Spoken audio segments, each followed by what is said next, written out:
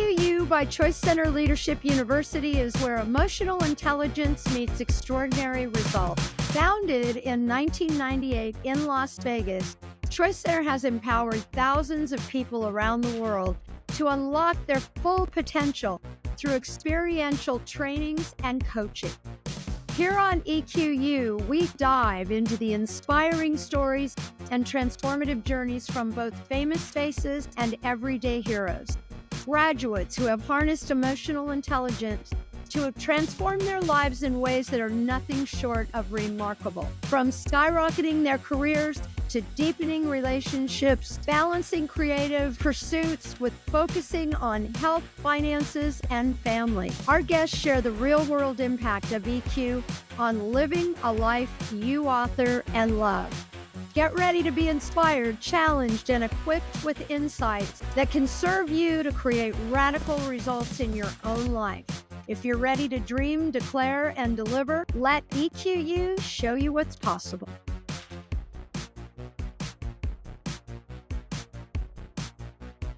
Welcome to another episode of EQU, where we delve into the stories of remarkable graduates who blend emotional intelligence with unparalleled success. I'm Robin Williams. And I'm Corrine Clement. If you're enjoying the show, and we know you are because our downloads are doubling week after week thanks to all of you, please take a moment to hit the subscribe button so you never miss a show. We also appreciate you sharing episodes you enjoy with friends and taking the time to give us a review and a star rating on your favorite podcast platform. Every interaction helps us reach more listeners and inspire them to level up their lives and relationships through EQ. Today, we have the pleasure of speaking with Mikey Kim, the visionary CEO and founder of Hemlock Park, a company renowned for its all-natural, handcrafted candles and spa products that have captivated customers worldwide. Mikey has an impressive academic background. He has studied at Yale, California College of the Arts, San Francisco State, UC Berkeley, and earned a master's in fine arts from the Fashion Institute of Technology. He served as the creative director of Aveda and has honed his skills in design and branding with companies such as Nike. In 2020, during the height of the COVID-19 lockdowns and a global pandemic, Mikey found himself laid off from a startup, confined to his Los Angeles apartment. He had $500 and a lot of free time. What began as a hobby in his cramped living space evolved into Hemlock Park, the #1 privately owned natural candle brand in North America, and now sells more than 250,000 hand-poured, American-made candles annually across the U.S., Europe, and Asia. Under Mikey's leadership, Hemlock Park has achieved massive milestones, including partnerships with major online retailers and expansion into over 2,500 retail stores worldwide. Something that blows my mind, his company is the official candle maker of the White House. Can't wait to hear more about that. And Forbes named Hemlock Park to their next 1,000 list that recognizes and celebrates rising entrepreneurs who are shaping the future of business. Beyond the business endeavors, Mikey is committed to personal growth. He's a graduate of ChoiceCenter's LV211 EQ Leadership Development course in 2023, which is where we met and fell in love with this amazing man. Mikey, welcome to the show. We're excited to explore your journey and all the insights you've gained along the way. Well, thank you guys so much for having me. I'm excited to be here. Robin and Corrine, I feel like you guys know more about me than I knew about me. So that's awesome to hear that summary. It's been a lot. Like, we've done so much, like you said, since 2020. It's kind of like a whirlwind in a good way of everything that's happened with my business, and also being a part of Choice and going through the emotional intelligence training. I've loved every moment. So thank you so much for having me. Yes, welcome, welcome, welcome. And we really want to dive into Hemlock Park. And as an entrepreneur, have you give some of your best practices for how you've been able to grow in such extraordinary ways over the last few years. But before we get into the candle company and all of its success, let's hear, where did you grow up and what were your early years like? Yeah, I grew up in Northern California. I was born in this small town called Woodland, California, next to Davis. People don't even know where that is, but it's in the middle of the farmlands. And my parents were entrepreneurs. They had lots of restaurant businesses throughout my childhood. And that's kind of where I'd like to credit where I got my entrepreneurial spirit. My first business was a dessert cafe in Berkeley, and I think I got a lot of that inspiration from my parents. But they told me, don't ever get into food businesses because it's so tough and your goods are perishable and it's just a tough business to get into. But of course, being a teenager, I did not listen and I did the opposite of what they told me to do and learned the hard way. And then I went to college in the Bay Area. I went to SF State and then moved to Berkeley. And I've started businesses since I was 18, and I've had a bunch. I've started and sold over 10, I think. So it's been a lot to get to where I am now. Well, Mikey, it sounds like you've always been drawn to entrepreneurship. And did that develop young? When did you really realize and get started? Yeah, it started young. I think I saw how my parents, even though they worked hard, I saw the rewards they got from owning their own business, and I saw the potential. I also thought, like, as a minority growing up, that was at the time, I don't think so much anymore, but at the time in the 80s, I'm like dating myself, but in the 80s, I didn't see that many people that looked like me that were CEOs or people that were at top ranks at corporate jobs or companies, even though that's very different today. But at the time, I thought, if I'm gonna be like a C-level or executive level employee at a company, the most likely I have to start that company.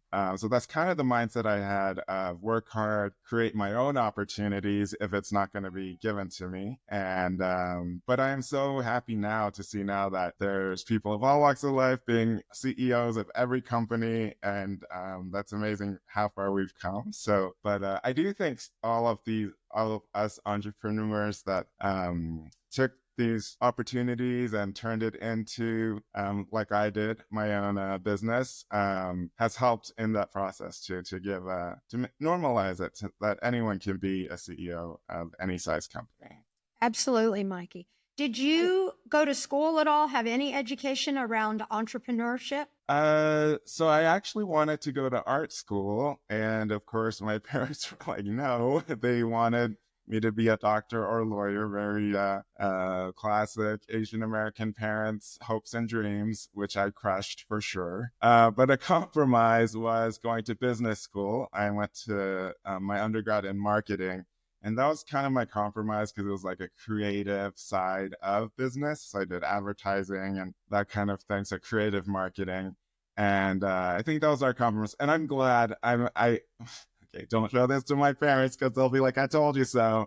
But I'm glad I went down that route because it gave me I think having a business degree can help any career or any business that you start. It could be useful. All the things I learned, like all the things I didn't want to do, like accounting and taxes and all those things that no one wants to deal with, but it's good having that knowledge, even if you have someone else do it, to just make sure they're doing it right.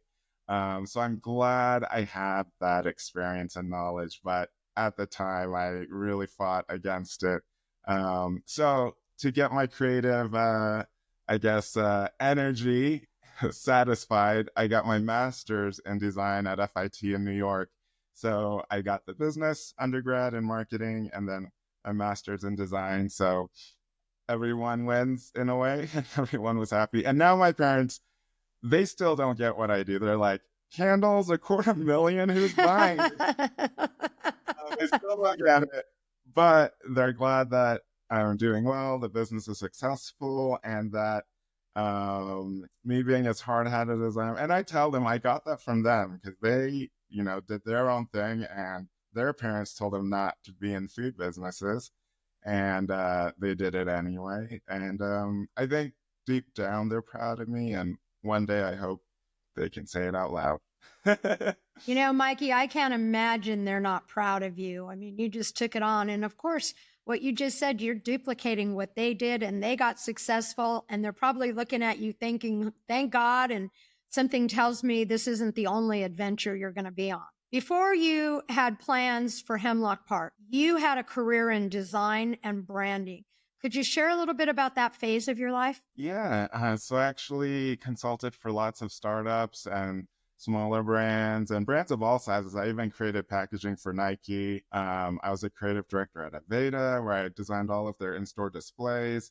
So I've done a lot of different creative jobs and had these opportunities to work for companies of all sizes. And I think that experience has really helped me create what I have now in Hemlock Park. But I also felt like before I started Hemlock Park, from 2018 to 2020, I worked as the CMO, Chief Marketing Officer, at a startup where the idea was to create your own rugs that were of any shape and color and size. And that's the job. It never launched, to my frustration. But that's the job that laid me off during the height of the pandemic. And in LA, we couldn't go anywhere. We could only go to the grocery store. There were like National Guard on the streets with guns out. So it was very serious in LA. And they said, you're laid off. We're not bringing anyone back. So that's when I started. I needed to figure something out. So looking back, it was a blessing in disguise, because I think if that didn't happen, I would have still been working there or for another brand and would have never started Hemlock Park. Yeah, let me go back and ask you about your parents. So it sounds like they owned business for many years as you were growing up. So what were the businesses that they had, and did you work in those businesses and also, learn things about business from them? Yeah, I definitely grew up in their businesses. They also are serial entrepreneurs. So they're a team, my mom and dad. So my dad is really good at real estate. So he would find properties. So their plan was to always buy properties of businesses that were either distressed or the bank owned or were a deal, basically. So they would buy the business, property, everything. And that's one of their tips for me, is always buy the property, which I'm working on. I haven't done yet, but one day. So they would buy the property, and then my mom would go in, create a restaurant or food service business in that space. They would grow the business and then sell the whole thing to an investment firm or another entrepreneur. And they would just keep doing that. It's kind of like flipping houses, but with restaurants. And I don't remember exactly the statistic, but I think only 1 in 10 restaurants make it past their first year. So it's very difficult to even start a restaurant. So I'm still to this day amazed at how they didn't have a single failure in their flipping restaurants. That's unreal. I need to give them more credit, like thinking about that now that I'm saying it out loud and knowing those stats. Like, I think a lot of the credit goes to they just worked so hard. Failure was like not an option for them. They worked like 14, 15, 16 hours a day, every single day. So yeah, I grew up in those businesses. I would go with them in the morning at like 4:35 a.m., sleep like another hour, eat breakfast there, which was great that I got like restaurant breakfast every day.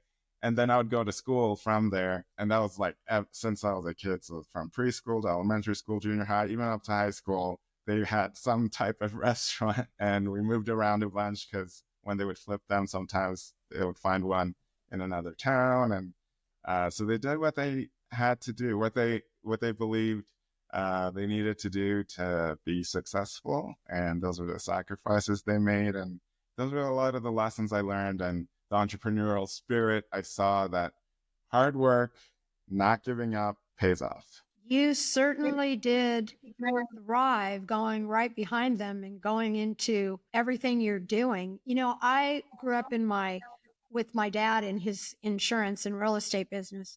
And one of the things I learned, like when I was 19 years old, that most restaurants cannot get insurance in a standard market because so many of them fail and have catastrophes. It's hard to get insurance. So your parents really beat the odds in more ways than one. Yeah, they definitely did. Yeah, it's funny you mentioned insurance. That was always difficult for them, dealing with insurance, and nothing ever happened. So I think over time they built that credibility, and it was more easy to get insurance because nothing ever happened. But initially it was very tough for them. So you said your first entrepreneurial adventure on your own was a dessert shop or something. Tell us about that. And did you do that on your own? Did they help start it with you? Like, how did it get started? Yeah, I did it on my own with my college roommate. We were freshmen in college, or first year. I think we were still 18 years old. And my roommate and I were like, let's start a cafe or a dessert bar or something like that, some type of food business. And he was also a business major, and that's how we met. And we just thought it was a great idea. We started looking around. We found this cute little space in Berkeley, in Walnut Square. It's this little hidden shopping center, but it's right next to, what's Alice Waters' restaurant? It's like famous. Chez Panisse. Yeah, Chez Panisse. It was right next to there and right next to the Cheese Board, which is like a famous pizza place. And I thought, great location, great neighbors, and it was like $900 a month. And I was like, you know what? We'll sign a 1-year lease, give it a shot. If it doesn't work out, we can afford it. Like $450 each that will be out if we can't pay the rent. Or that's our thinking. We got all secondhand, like furniture and things to furnish it and equipment that was all used. And we just did it on the cheap, like so cheap. I think we started the whole thing with like $3,000 with our deposit, rent, and all the equipment and all the furnishings, and even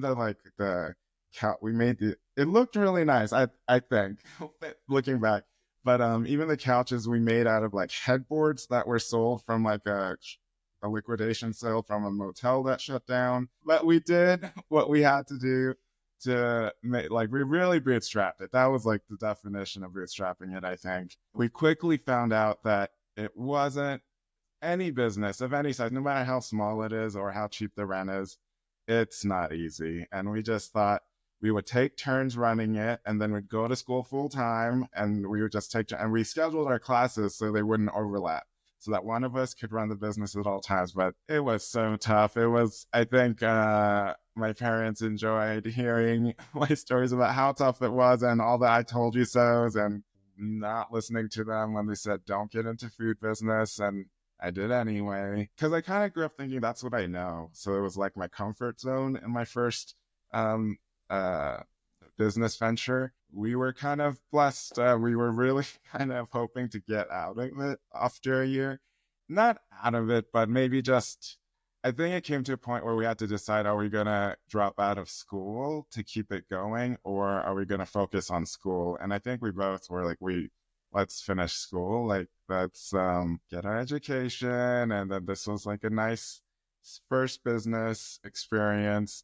So luckily, we got an offer just out of the blue for a company to buy it. And we sold it. It sold in less than 2 weeks, that whole process, which I hear over and over again that that's such a quick and fast sale of a business that never happens. And I didn't know, because it was my first time, and I was like 19 by then. And I was just like, okay, we'll sell it. We got a check and we handed the key over and it was done. So now I know how difficult it usually is to sell a business, but we were so lucky then, and that gave us the cash to go back to school and for me to start another business. It was a good experience by the end. So did you go back to school at that point? So I took a break and I started another business, the opposite of what I said I was going to do. And then I went back to school once I had employees at my second business.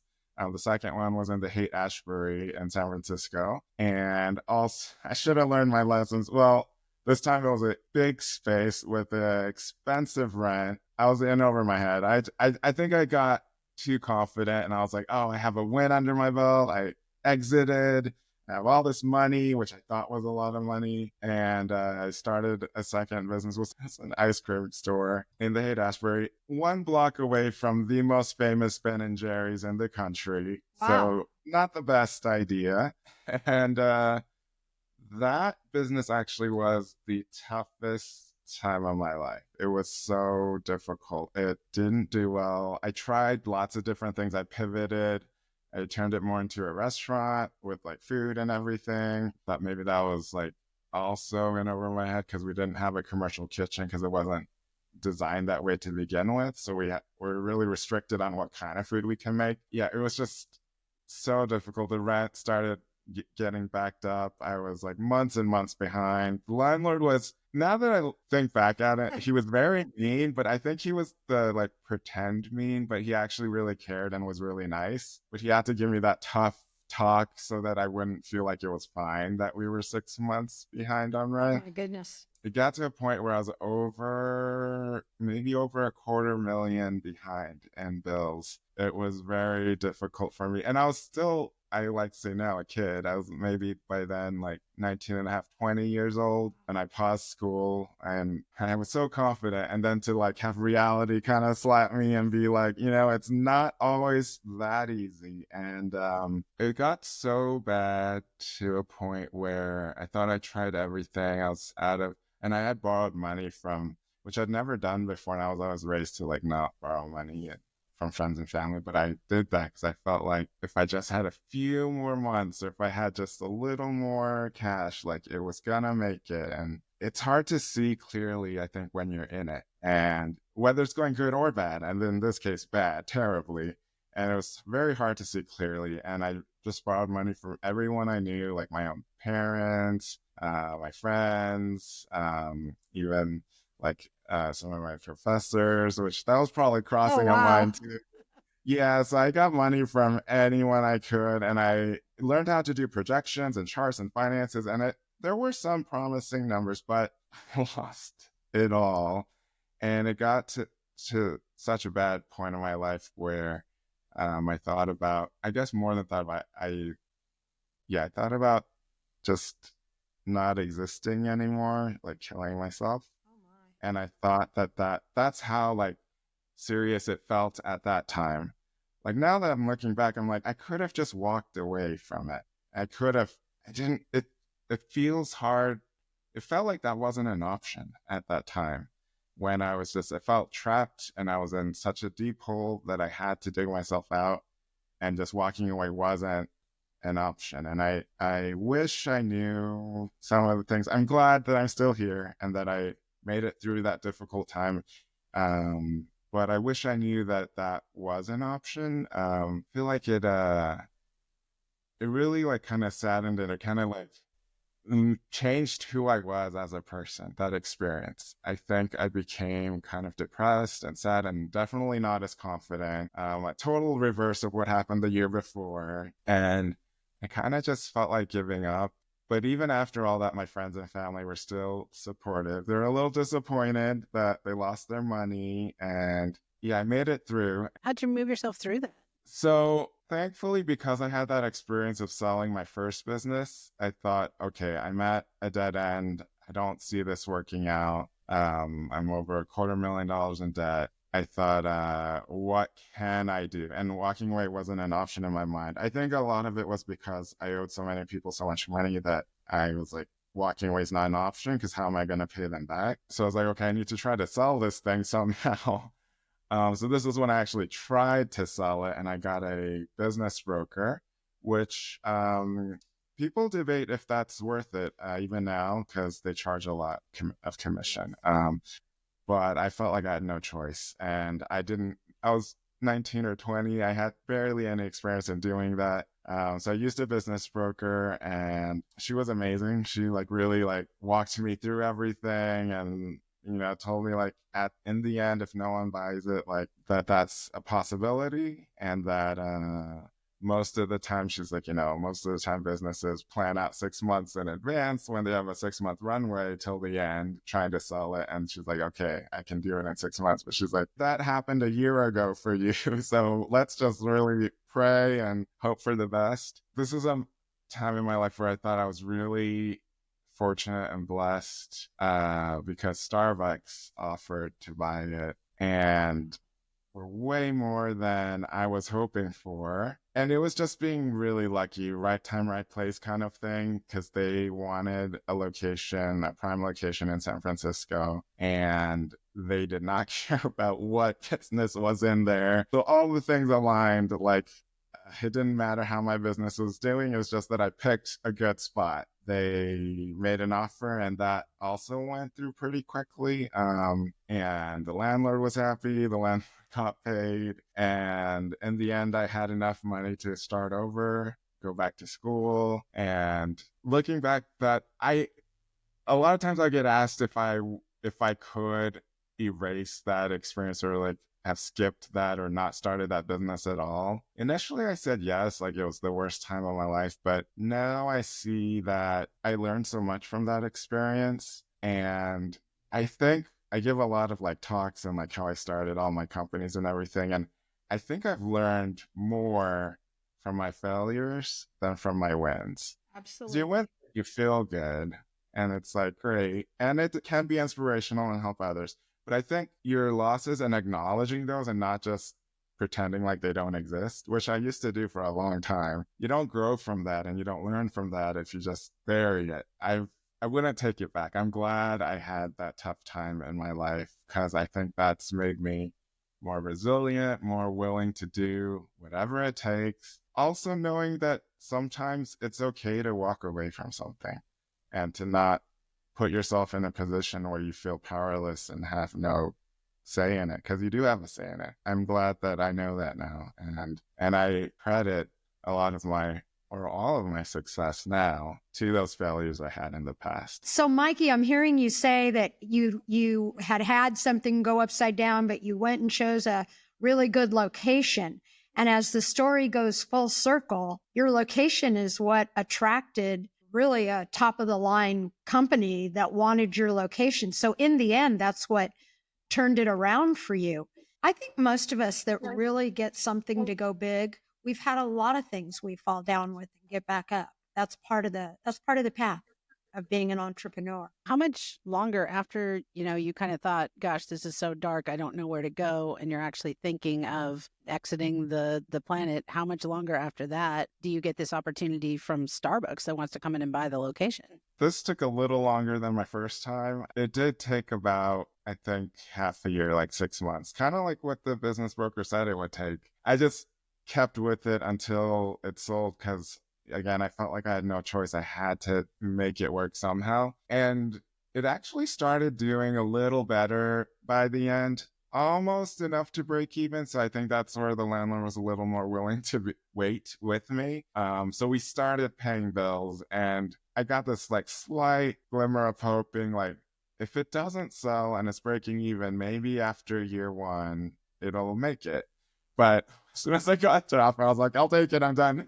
Like, who knows what would have happened, but if I kept it. But now that I see it now, I've gone there a few times. It's so successful. And I see it's so clear to see when you're not in it from an outside point of view. Like, there's this coffee and a cafe, and there's a big space for people to hang out. And there were no other cafes in the Haight-Ashbury that had that much space. And it just was so clear and so simple. And I was like, that's what it needed. And yeah, I guess they say hindsight's 2020. So Starbucks can repay you for that successful location by purchasing some Hemlock Park candles. oh yes, Yeah, great totally. idea. Put them in their stores.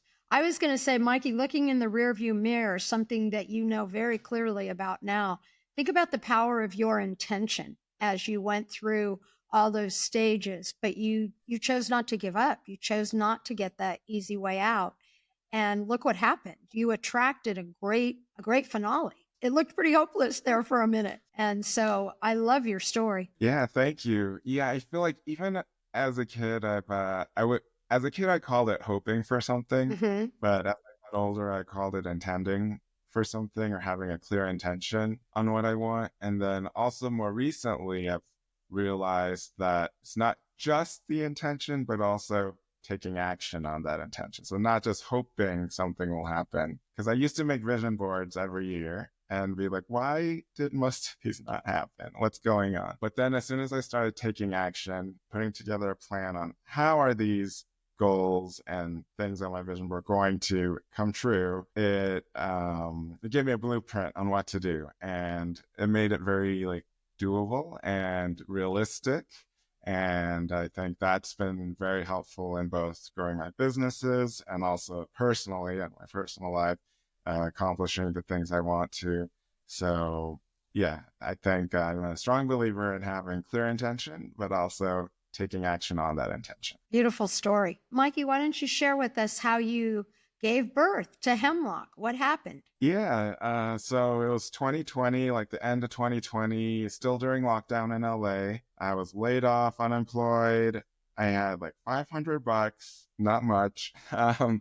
And I thought, you know what? Let's start a business because I tried to get another job, but everyone was trying to find a new job then. And I thought, you know what? I've been an entrepreneur. Why not do it now? Perfect timing. So I started Hemlock Park. Hemlock Park actually started as an event company, which was not good timing with the lockdown, but I already had the name, the trademark, and it was for events. We actually did events for big companies in LA, like CAA, Artist Agency, and Google and YouTube. We did lots of big events, but the pandemic happened. I had this trademark, and I was like, let's just reuse it for this natural company. And I'd always made natural products for my own use. I felt like even though there's natural products out there, I think a lot of them are just not that good and not as good as like conventional products, like from personal care, body care to home and aromatherapy. I just felt like none of them were as good as the not good for you products. So I felt like that was the space in the market where if I could make a natural product that's just as or better than conventional product, that's going to be successful in a big way, not in a like small like Etsy handmade kind of way, but in a big way. And nothing wrong with small and handmade. I totally love that. I still make everything by hand, but I thought there's potential for a big business in this natural space that makes quality product. Candles weren't my first product. I tried lots of different things. I tried beard oils, solid moisturizers, colognes, perfumes, soaps, like lots, bath bombs, like so many different things. And candles was one of them. And candles just took off. It sold out within a month, and everything else just did okay. And I was like, okay, candles is where it's at. I'm going to move forward with candles. And also from those past experiences, like letting go of things that weren't working out, not holding on to them because I just really wanted them to work, but I'm like, I need to make money. I'm unemployed. So let's focus on the mission, but also focus on growing a business. So I went all in on candles, dropped everything else. And that's very hard to do as an entrepreneur, especially if it's a brand new business. So it sounds easy, but I definitely recommend focus on what works and let go of what doesn't, but always be open to trying new things. So I went forward with candles, tried all different scents and different designs, and just reinvested everything we sold every month. So we started with $500, sold out. We sold it all online at the time because that's all we could do. And within a couple months, I was selling thousands of candles out of my apartment still. I had my friends come over, which they weren't supposed to do, but they lived in the neighborhood and they also needed, a job. So I was like, help me make candles. So there were four of us like hand pouring in my like dining room, and my roommate's like, you've turned our apartment into this like crazy like workshop apothecary thing, and we can't even walk through the halls. Like there's boxes going up to the ceiling. And we were on a second story walk up, so I had to carry everything up and down. It was tough, but I was like, I have a lot of time and not much help. So I'm gonna do what it takes. I kept doing it, and then in less than 6 months, I think we were selling like enough to the point where our UPS drivers like, you need a commercial space. Like I can't be making these huge pickups at your apartment, and you probably want a commercial space. And my roommate's like, either you need to move out or I'm gonna move out or something needs to happen. So I looked around for commercial spaces, and they were still pretty expensive in LA. And I thought, I grew up in Northern California, which is like really close to Northern Nevada. I used to go to Nevada all the time for the holidays and stuff. So I looked around on Craigslist, and I found this warehouse that was the perfect size of what I thought I needed and a really good rate. And I called the realtor, and she's like, this is going to go quick because everyone wants these smaller warehouses. If you want it, you have to sign the lease now or at least come by tomorrow morning and check it out in person. So I bought a flight. I went there with the masks and everything, the testing. We did everything to get there. I did whatever it took. I flew there the next morning, looked at it. It was perfect. I signed the lease, gave her the deposit. And in 2 weeks, I was living in Northern Nevada. Woo!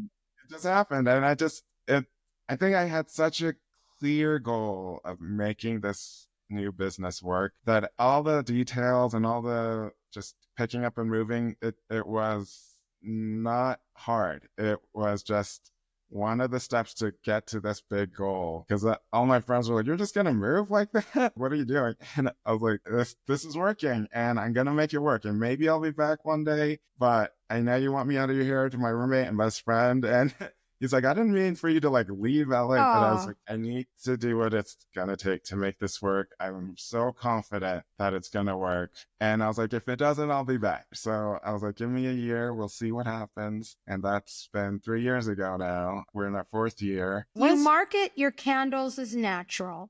And so did you start with the product that you have now today, like basically, or have you evolved that? It's evolved a bit. My vision from the beginning was to be natural. So our candles basically all natural plant-based coconut wax. And then we use FSC certified sustainable wooden wicks. And then our scents are blends of sustainably sourced essential oils. So that was the vision from the start. But what has changed over time is how we make things. Like I used to print out labels on my home printer, stick them on the jars one at a time, which is a great handmade look, but my goal was to be like the #1 natural candle brand. And I was like, okay, what are the big guys doing? I'm like, none of them are using stickers and doing this by hand. And you could tell I made them by hand, which has its own charm, but I want it to be unquestionably the go-to natural candle brand. So I invested in printing directly on the glass jars, like how most candles are when you buy them, laser etching on our wooden caps, having custom boxes. All of our candles come in these velvet bags with our Hemlock Park logo on them. So all these little touches to, I guess, establish our credibility, but also in a sustainable way. So we're completely plastic free. Everything's recyclable and sustainable, and it stays true to our mission. And that's what's changed to now. And now we still hand pour all of our candles, up to 20,000 of them every month. And with a small team of 8 now in Northern Nevada, in-house employees. And it sounds crazy, like a lot, but I did the math, and I think it breaks down to just 200 per person per day. So it's doable, a doable amount. It sounds like a lot, 20,000 a month, but when you break it down per day per person, it's like a doable number. So what makes these candles such a hot seller, Mikey? I think being true to our mission, and I think that shows and comes through. Our customers know that, our retailers know that. And something I've learned along the way is, what's your mission statement? Or like if you're a new company fundraising, like what's your elevator pitch? Like what is it that you do in one sentence that if I were to have just met you and you told me what you do, I walk away and it's that one sentence I repeat, like the same. Everyone that meets you repeats that one sentence. And I've learned that in marketing, that's your goal. And if you tell your story for 1 to 5 minutes to 20 different people, and they give you 20 different stories, that you didn't do a good job at telling your story. So that's a good test, I think, for any entrepreneur or business person or a new business you're starting. Really craft your story and be intentional and have the facts that you want people to know about, and then test it out on your friends and family. Tell 10 different people, and then ask them, repeat to me what my business is or what my business does, and keep editing it until they tell you the same story. Every single person tells you the same thing. So for Hemlock Park we're the best smelling natural candle, and with every purchase we plant a tree with our partnership with One Tree Planted. So that's that one sentence kind of establishes our credibility, is saying that we're the best natural candle. It says what our mission statement is, where we plant a tree with every purchase, and our partner, which is One Tree Planted.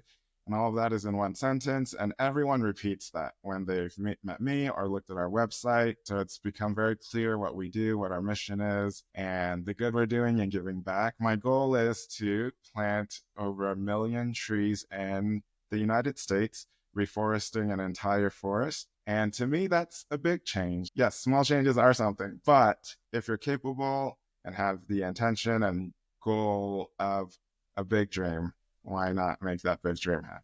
So that's our goal, and my personal goal and the company's goal. And also, we'd like to grow the business. I actually, going through the emotional intelligence courses, I used to be just okay with where we're at. I'm like, where we're at is good.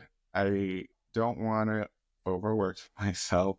That's something I took from my parents. I said I don't want to work that hard.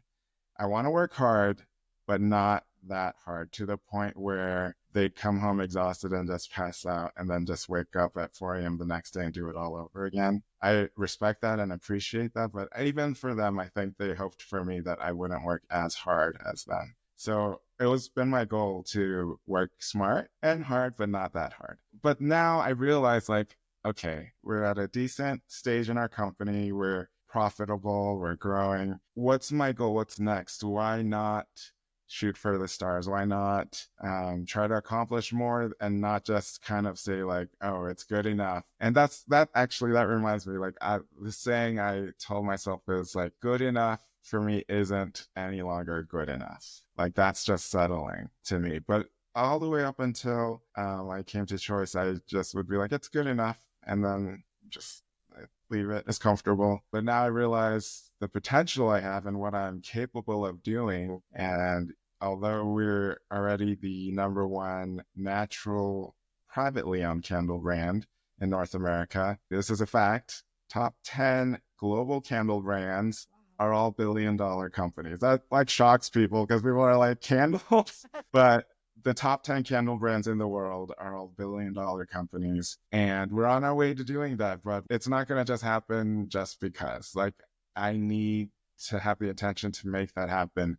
And it wasn't until I went through the trainings that I was like, okay, you know what? I know I can do that if I want to, but why don't I want to? I don't know if I was like scared or like rocking the boat. Like, maybe that'll put my business at risk because I'm a little bit risk adverse with those past experiences. But I was like, no, that's kind of BS. Like, those excuses, like, that's not going to happen. Like, I haven't had a failure for like over 2 decades now. I've got this. I can do it. So I think I got that confidence back, and just knowing that if I can do it, why not do it? Instead of it's good enough.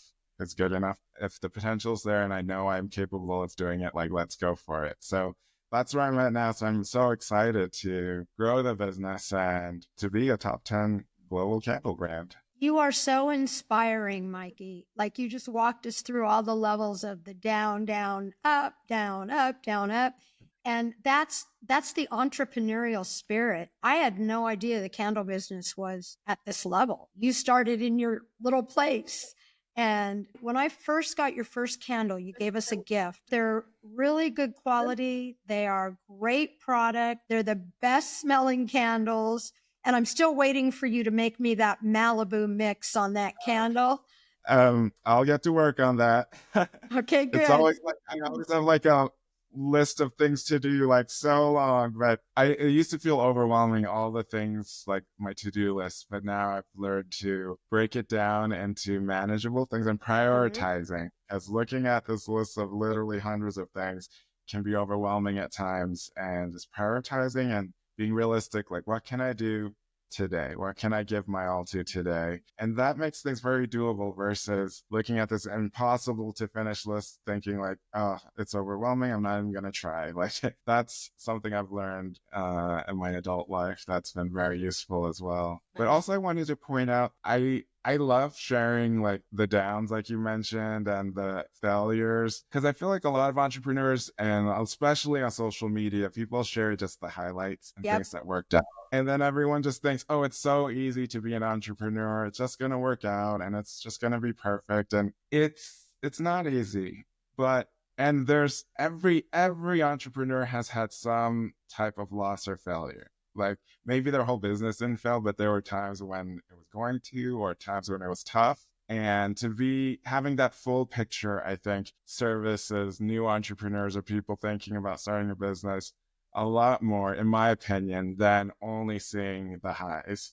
So I think I would encourage you to ask an entrepreneur that's been around and saying like, tell me about a time or something that didn't work out and how you got over that, how you overcame that and what you learned from that. Because I do that all the time. I love hearing other entrepreneur stories, and both their wins and their losses are just so inspirational to me. So I'm listening yeah, to you. Your before story is amazing. What would you say is the next biggest risk for you? That's a good question. I think my next biggest risk is taking that leap from being happy with where I am and being complacent and just coasting to saying, let's go for being top 10 globally. Let's expand. So one of my past businesses, the one that didn't work out, I thought of what part of that did I like? Like, when was my happiest time? And it's when I had 7 employees. So I kind of had that number in my mind. So in Hemlock Park, I told myself, I'm going to just stay at 7 employees because that's my happy place. And from the past, that's when things worked out and it was fun to work and everyone liked working there. So I had this number in my mind. It's totally made up and a me thing. This is not business advice. This is just a personal me thing. So that's what I did with Hemlock Park. All the way up until this month, actually, we hired our 8th employee. Wow. I was like, we're not gonna get there if I'm stuck with this 7 employee mentality. Shifting. I have to be open to growing, to taking some risks. And that's what it's going to take to be a top 10 global brand. So it's exciting. And my employees, they've been telling me and asking me, can we get some more help? Can we get one more employee, please? And I'm always like, no. And they're like, oh, we know your 7 employee rule. But I heard them. I listened to them and I heard them. And that was their number one request after this past year, our successful year in 2024. I was like, okay, if this is the number one request, and it makes sense that that's what it's going to take for us to grow, then let's do it. So I broke that rule. We have eight employees now, and she's amazing. And that's I guess, the long story short, to answer your question, that's the risk I'm taking. Is like, that's a part of it. But having the mindset of not being complacent and taking a risk, shaking things up, and doing what it takes to become a top 10 global brand. Because those brands didn't just sit on their early accomplishments and settle for that. They kept going. So I'm going to do the same and keep going. Mikey, can I ask you how ChoiceCenter has influenced your culture with your company? What has ChoiceCenter brought to you? Yeah, ChoiceCenter, after going through discovery and breakthrough especially, I had a lot of takeaways. One of them was just being open and honest and sharing. I used to feel uncomfortable sharing. I used to think it's bragging, it's talking about myself. And I kind of grew up thinking that's bad to do. So I didn't really talk about myself very much at all. But then I had this like epiphany, a realization, like, if all the inspirational people in my life and that I've seen have never shared and they just kept it to themselves, where would I be? Like, I would be uninspired. And that realization, that simple like change of thought of how I think about it just clicked for me. And I was like, oh, it's not a bad thing to share. It's actually a good thing to share. And that's what inspires people. So from that moment, I just was open and started sharing about all my experiences and accomplishments and also my fails and things that didn't work out just as equally, I think. I'm very big on that. And immediately I got so much back, like more than I would give, like all the tips I would give and experiences, because then other people, even whether they're entrepreneurs or not, even just people in life that would share their life stories, would then share in return. And I've learned and grown so much from that. It's been amazing. So because of that, word has gotten around. So now I did keynote talks to 20,000 people at online marketplace summits. I'm now being paid to do talks,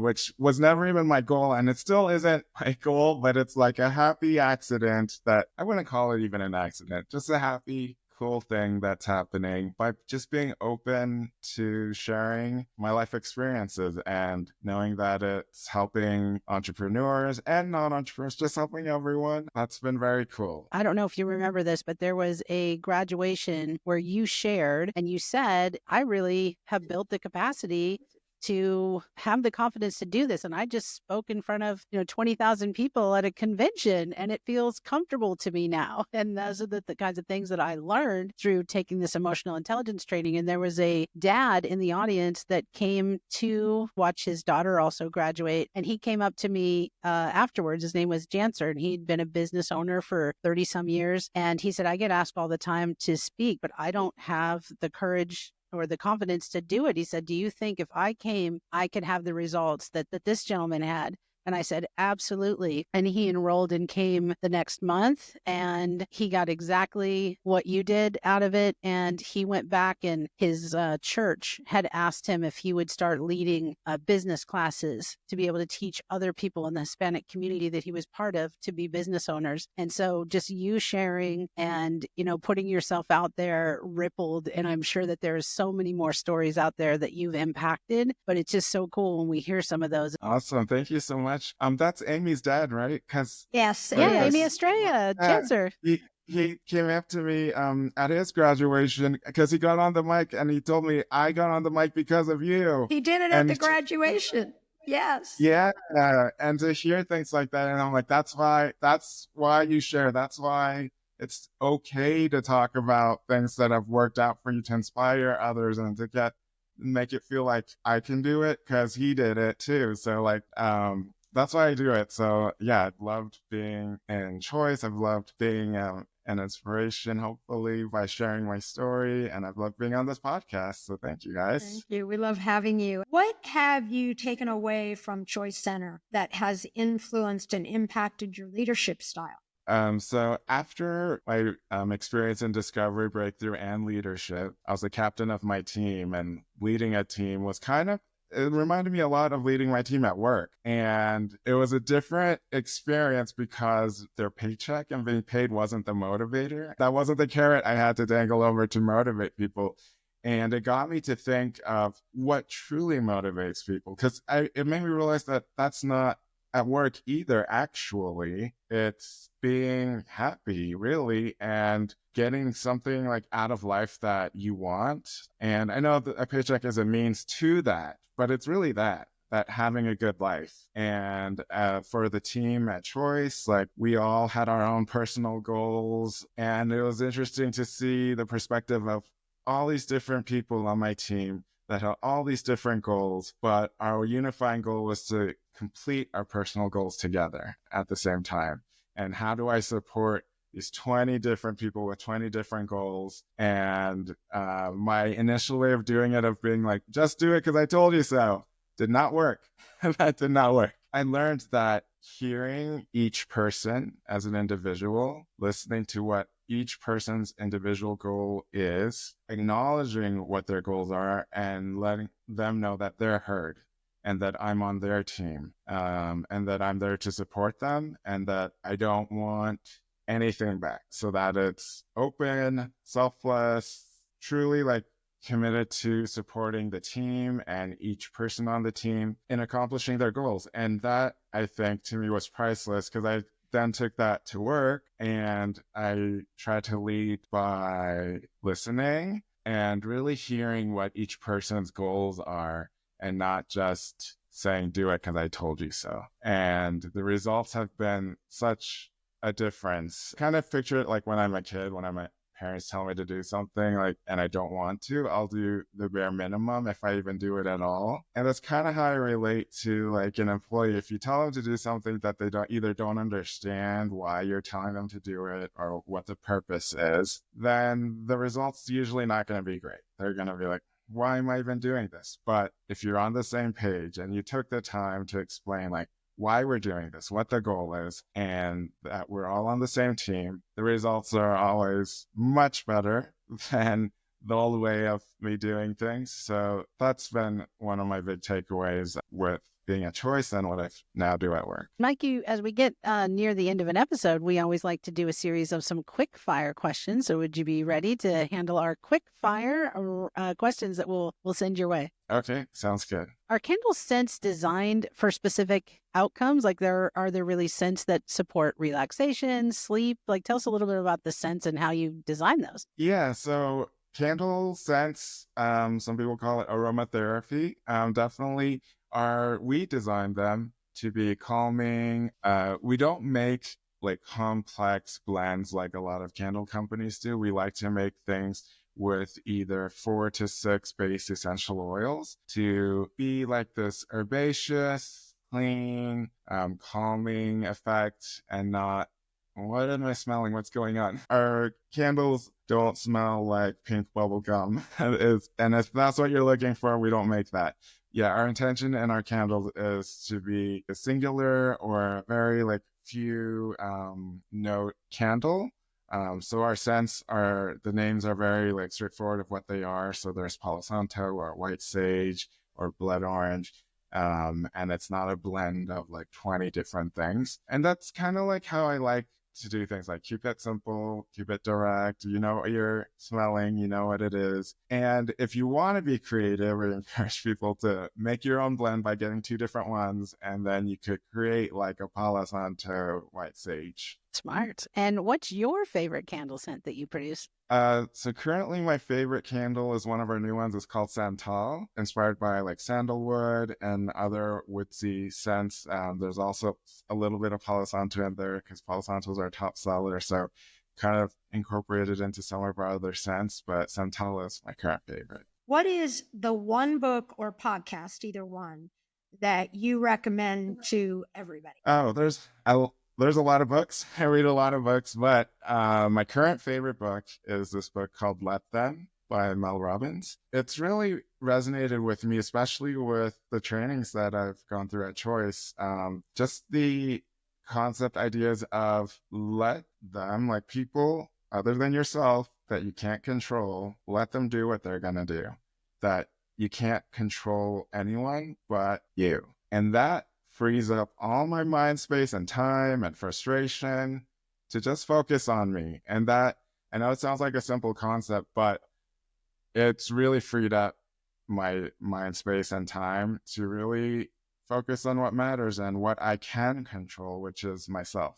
If someone's going to say something about me or think something about me, like, let them, that's fine. And I can't change that. And my old me would be like, oh, like, that bothers me so much. What can I do to like convince them otherwise that I'm great and they should be my best friend? Like, if they don't like me, they don't like, even I'm working on it because even now it's hard for me to say that. If they don't like me, I'm like, who doesn't like me? This hypothetical person. But to let that go and that not everyone's going to love me and not everyone's going to like me, and that's okay. I love how transparent and authentic you are, Mikey. It is your absolute superpower. What's your contract, Mikey? My contract is I am a compassionate, loving, and free man. And that's my contract because at first I put person, but I've really been owning that I'm a man.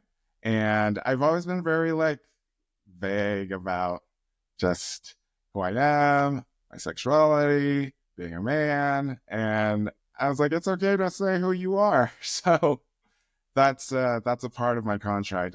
So that's compassionate, loving, free man is my contract. You sound powerfully free when you share that. Thank you. If you could Absolutely. collaborate with any designer, who would you want to collaborate with? Any designer. The person I'd like to collaborate with isn't a designer, but an illustrator. He's actually one of my friends, Jason Raish, in New York. And he does these amazing, really detailed illustrations.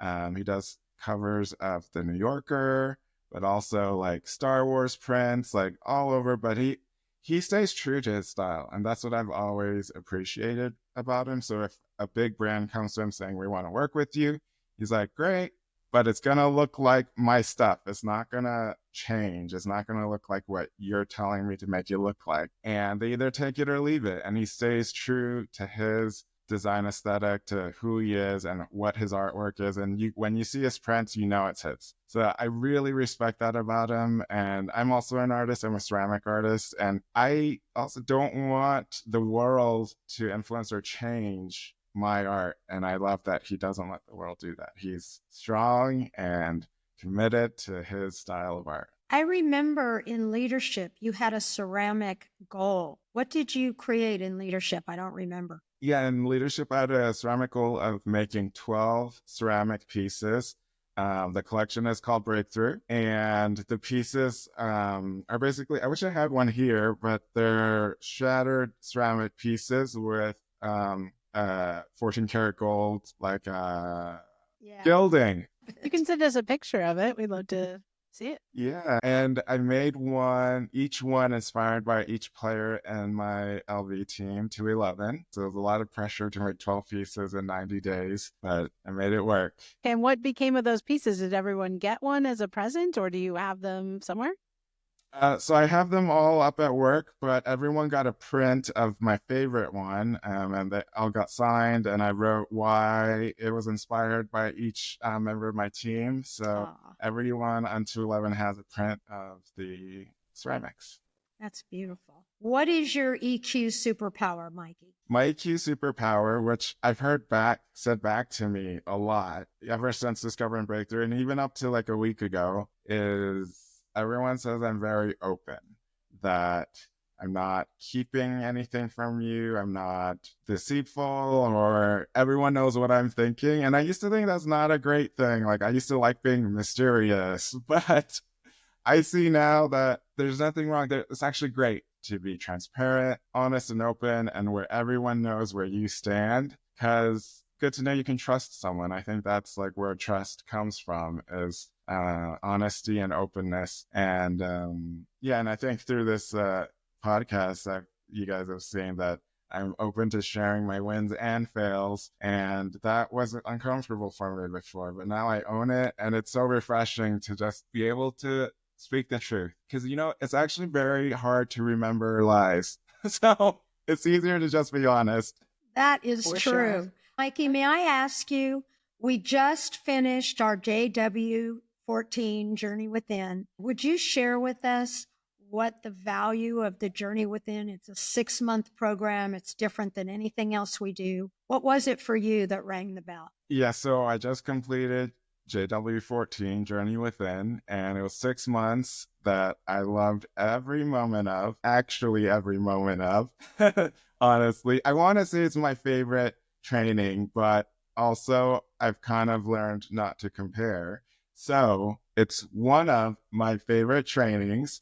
And my top takeaway has been to really live in the present, that the past is a memory, and just thinking about it or letting it just put me down or up or whatever, just spending too much time thinking about it doesn't really serve me. And worrying about the future, things that haven't happened yet, just ideas. I used to do that a lot. I used to live in both the past and future and not in the present. And it sounds like such a simple thing. And I think most people hearing this will be like, of course I live in the present. I have to eat and breathe and whatever. But do you really live in the present? I wasn't. My mind was so preoccupied with all these other things. And now that I'm fully in the present, I realize that's how I show up. Every day I get to consciously choose, am I going to show up 100% today? Because I used to say, I'm tired, I'll show up 100% tomorrow. And that would happen every day, which means I would never be 100%. I'd just be like, eh. And now it's great. I give it my all every day, show up, and it's let me let go of things that don't matter too. And each day I get to, even if the day is going not so great, I get to be conscious of how I decide to have that day. And I'm going to be like, you know what?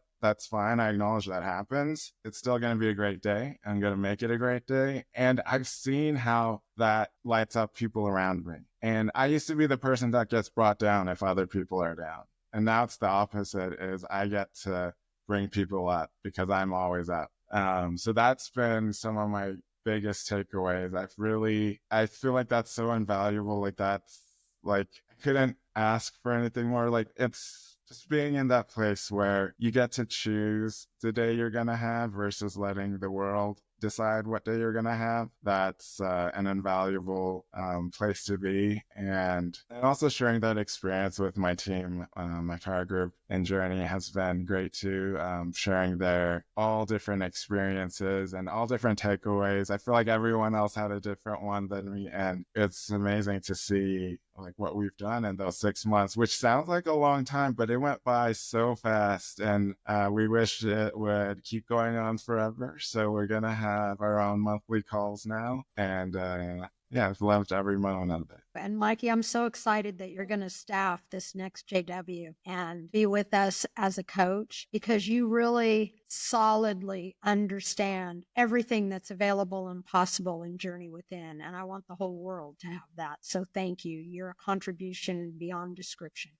So Mikey, if you've been listening to EQU, then you know that we wrap each episode asking our guests to design an EQ stretch challenge for our listeners to take on in between episodes. So what would be a stretch that you would want to put out there and offer to listeners to take some risks, have some fun with? Yeah, so kind of like what I've been sharing, I would say find a person, whether in your life or even someone you don't know, that's at a place where you want to be. If you want to be an entrepreneur, find someone that's done a business for 10 years. If you want to be a parent, go talk to a parent and ask them, like, what is your number one win? But also, what's a failure that you overcame? And start the conversation, because those two questions starts like an hours long conversation. So that's all it takes is that question. And every new person I meet, I ask them, like, what's your number one tip, especially an entrepreneur? And I've learned something different from every single person I meet. So my stretch challenge is go talk to someone and ask them, what's one thing that worked for you and one thing that didn't work for you? It's a Beautiful. great stretch. That's a great stretch. And for those that are interested in Hemlock Park, which Rob and I both have in our background, and by the way, as it's been here, it crackles like it's I'm like, this is amazing. The sounds that come out of this, it makes you feel like you're in nature. I have mine right behind me here, Mikey. For those who would like to experience Hemlock Park, where do they find your products? You can get them online at hemlockpark.com, and we're also sold in over 2,500 stores around the world. I love it. Mikey, tell us, how is it that you are the official candle brand of the White House? Tell us about that. Yeah, so the White House, the office of the White House, about 6 months ago reached out to me. At the time, it was the Biden administration, and they were looking for an American candle brand. They interviewed over 10 companies, and 3 months went by. I didn't hear anything, and I'm like, I guess we weren't picked, and I accepted that. I was like, let it go. It's okay. And then 3 months, they're like, you got it. And I was like, oh, great. And they're like, and now you have 3 weeks to make them and ship them for the holiday party at the White House, where they give it away to guests. The tradition is to give ornaments each year, but this year they gave Hemlock Park candles that have the presidential seal on them. So Jill got her own and Kamala got hers. And now the Trump administration loved them so much, they kept us on as the official White House candle maker. So we are nonpartisan. So we've made candles for the inauguration. So we've made candles for both parties, and yeah, that's wow. It's been an awesome experience. That is simply remarkable. Mikey, is there anything that we did not cover tonight that you'd like to share? I want to give you that opportunity. So some other things that are awesome are 2 members of my team at work have gone through Choice too and are Choice grads. Jacob from LV211, he's now our director of operations, and he basically runs the whole show and does an amazing job at it. And Juliana, also from LV211, is our quality control manager. And it's been great with our whole team being able to have open conversation on what's working and what isn't, and taking action and not just accepting the status quo. So that's been great. Yeah, thank you so much, Mikey, for sharing your entire journey, being so transparent and authentic. And I know you inspire people every day of your life. We are so grateful that you're here with us today, in this podcast. We're in our first year of doing this, and we're really proud to have had you here. You are a remarkable role model for young and old. You're just a great human being that really sees the value in everybody. So thank you very much. Yeah, and Mikey, I want to say a personal thank you, and such a pleasure to have you on the podcast today, but also just, like watching your journey. You've impacted so many, and just thank you for, being you, and doing things like this to share your story and to give some of these advice and tips and coaching to others. You're an extraordinary man, Mikey. Thank you. Awesome. Thank you so much, guys. I've loved being on the podcast. It's been great. Mikey, thank you so much. We can't wait to have you back for round 2. Awesome. Thank you, guys. Love you. New episodes of EQU release every Tuesday on Apple Podcasts, Spotify, YouTube, Podbean, and ChoiceCenter.com. See you next week.